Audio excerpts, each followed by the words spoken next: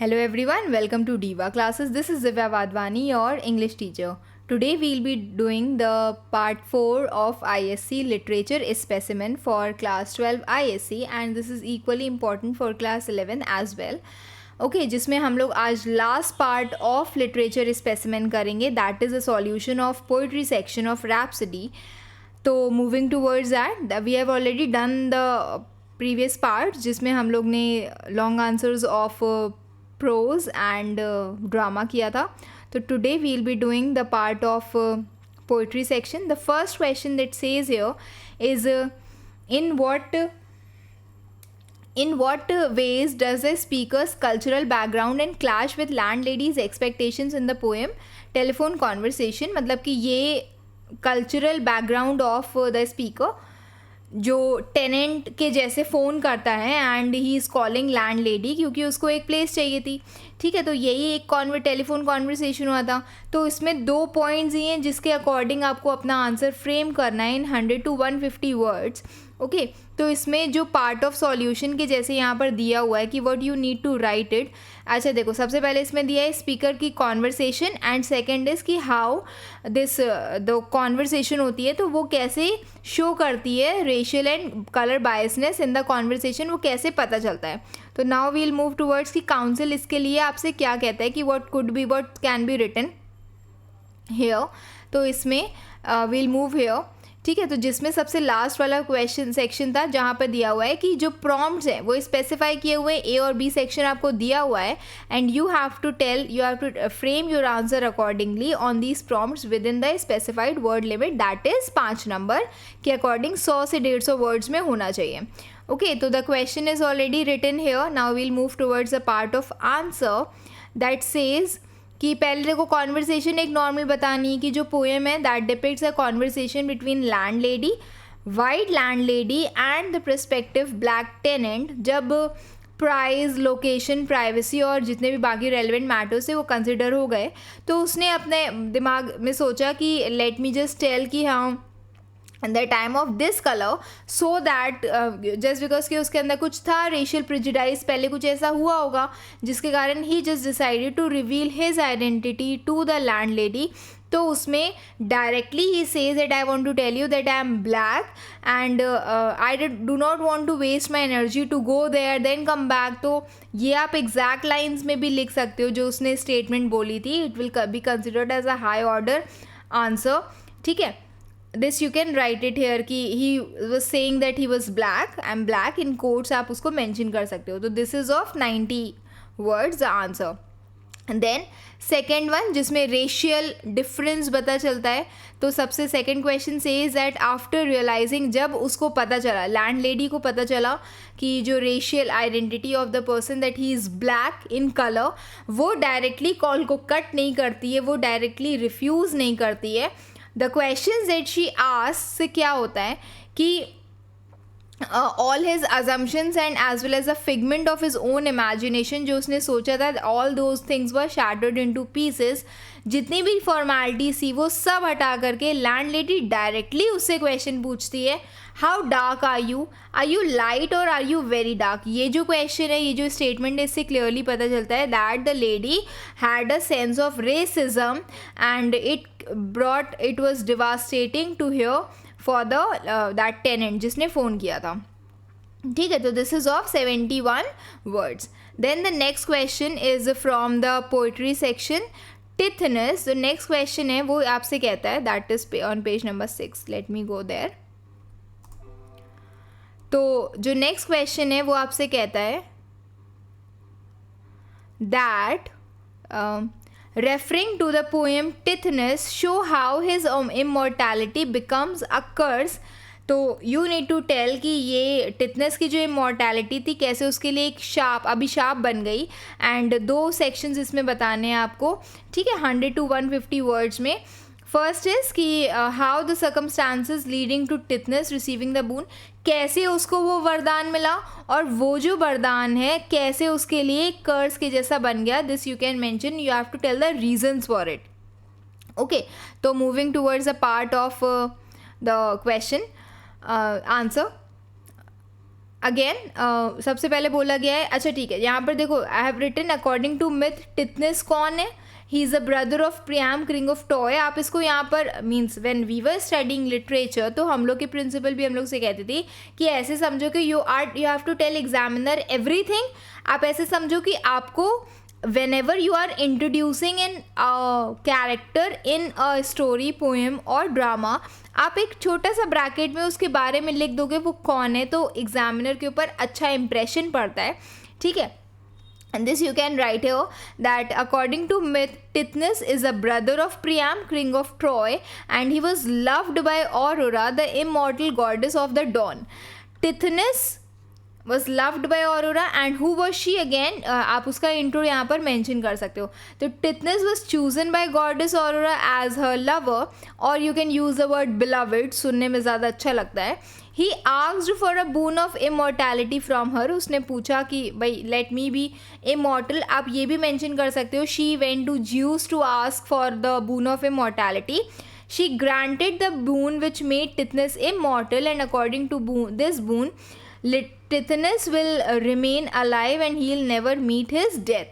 ठीक है, तो जस्ट बिकॉज कि वो भूल गई उससे वरदान के साथ यूथ मांगना, वो भूल गई, ये अगले ही क्वेश्चन में पूछा गया है, तो इसीलिए हम इसको यहाँ पर मेंशन नहीं कर रहे हैं। तो द नेक्स्ट क्वेश्चन इज़ कि वो बून उसके लिए कर्ज कैसे बन गया। Just to be with his lover forever, Tithonus अपने बिलवड ऑरोरा के साथ हमेशा के लिए रहना चाहता था, तो he begs her to make immortal which she does, but इन सब में she forgot to ask for the youth, और she forgot to ask that life long youth for Tithonus. He gains immortality but he does not receive eternal youth. As a result वो continuously ageing होता जा रहा था, ठीक है। It made him frail, weak होता जा रहा था, डेक्रिपिट होता जा रहा था। दिस एजिंग प्रोसेस, क्योंकि उसको डेथ तो नहीं मिल रही थी, नो मैटर उसको रिलीफ ऑफ डेथ नहीं मिल रहा था, it turned his boon into a perpetual tournament torment जो कंटिन्यूसली जिसको वो झेल रहा था। And he wanted goddess aurora, और उसके बाद ये भी आपसे क्वेश्चन पूछा जा सकता है कि कैसे वो उस चीज़ को चाहता था कि रेक्टिफाई करे।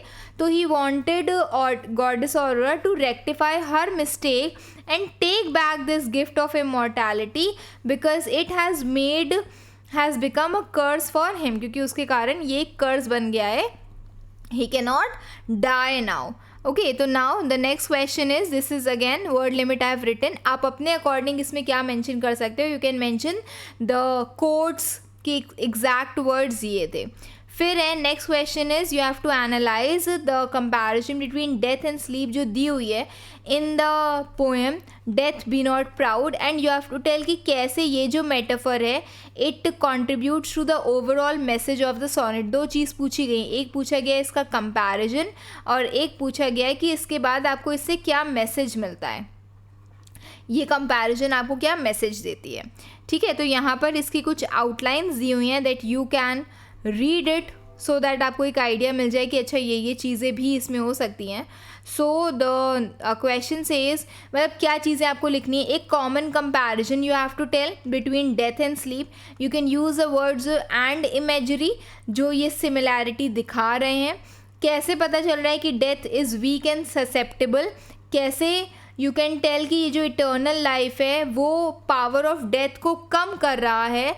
एंड यू कैन से कि मतलब लेटर इन द पोएम कैसे जो power and terror of death है वो अपने आप कम होता जा रहा है। And what message do you receive that death can be overcome and defeated.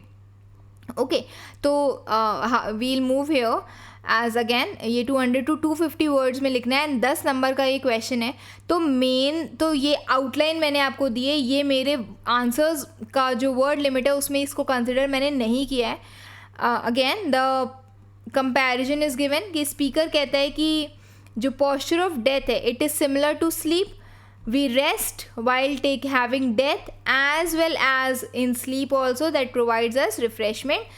and the speaker says कि death जो है it is even more pleasurable than sleep, and the speaker says कि जैसे death के बाद हम लोग रिफ्रेश हो जाते हैं वैसे ही हम लोग स्लीप के बाद वी रिफ्रेश, वैसे ही डेथ एक क्विक नैप के जैसे, after which we go to haven.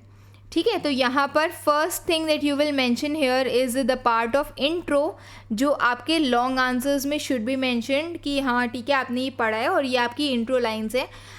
This can be there.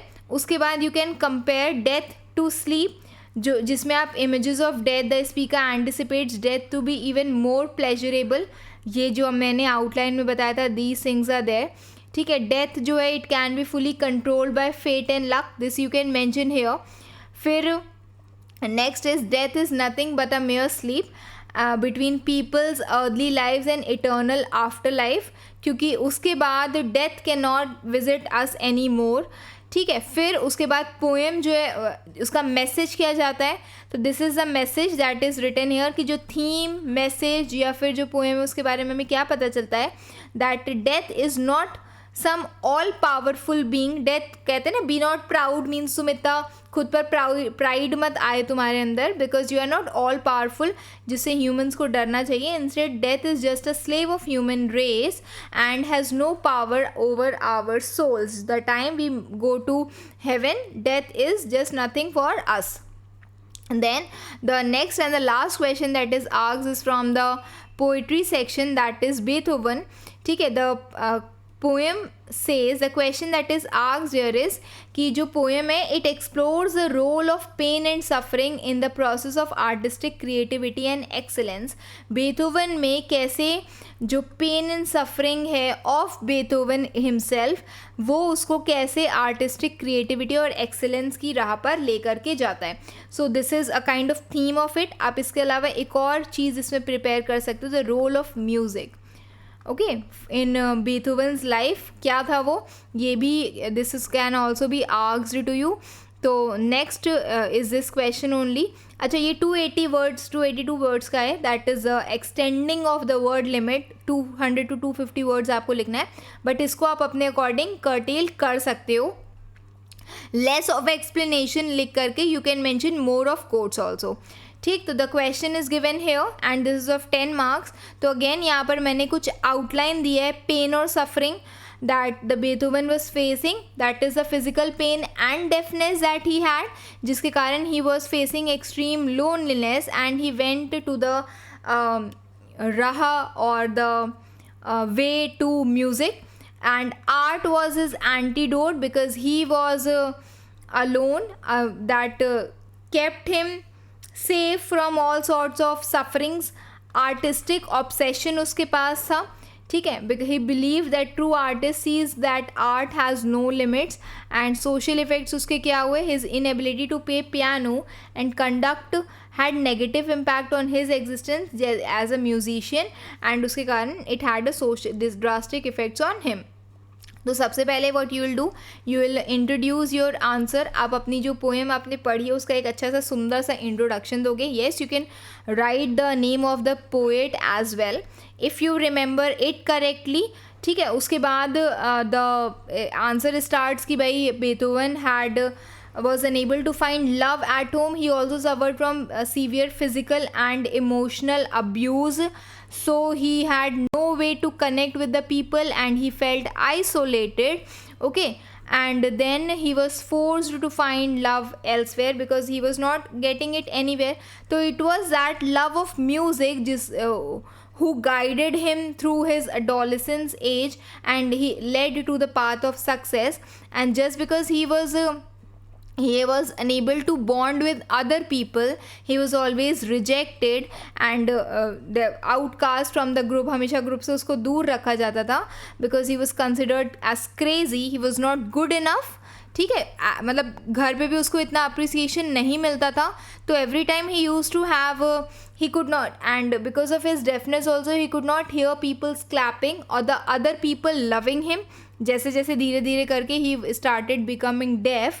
Later on when it was his music जिसके vibrations को वो feel कर सकता था, it was his music that made the people or musicians or composers bewildered, whose jaws dropped and as they try to calculate the distance between madness and geniusness. This is important. ठीक है, तो आप ये quotes mention कर सकते हो from the poem itself. तो यहाँ पर जो पोइट्री सेक्शन दिया हुआ है, जिसका will be doing the last part, जो इसमें बोला गया है. तो देखो, बीथोवन में what things you can write it is, सबसे पहला the answer I have given you. ठीक है, what you are suppose to do is कि आप उसमें बस स्टेटमेंट्स लिखते जाओ, कोट्स लिखते जाओ. The words and lines you can mention जिसमें बीथोवन की सफरिंग दिखाई गई है, उसका गुस्सा दिखाया गया है, anguishness. Then you have to suggest उसका पेन और उसकी आर्टिस्टिक क्रिएटिविटी का क्या रिलेशन है, that you can tell. Then how he overcame that adversity, वो कैसे उस जो उसके ऊपर दिस डिज़ास्टर के जैसे आया था, दैट लोनलीनेस जो उसको हमेशा सेट असाइड कर दिया जाता था, उसको उसने कैसे ओवरकम किया. And the impact of his music on audience क्या था, भाई the distance between his madness and his geniusness. तो ये भी आप इसमें मेंशन कर सकते हो. तो I hope you all have understood this. After this we will be taking the part of competency focus practice questions. ठीक है, in case you don't understand any of the things, you can mention it in the comment box. Yes, you can go and check all the chapters that have been ये जितने भी lessons है of poetry, drama, prose, everything has been explained in the playlist of ISC Literature 2025 examinations.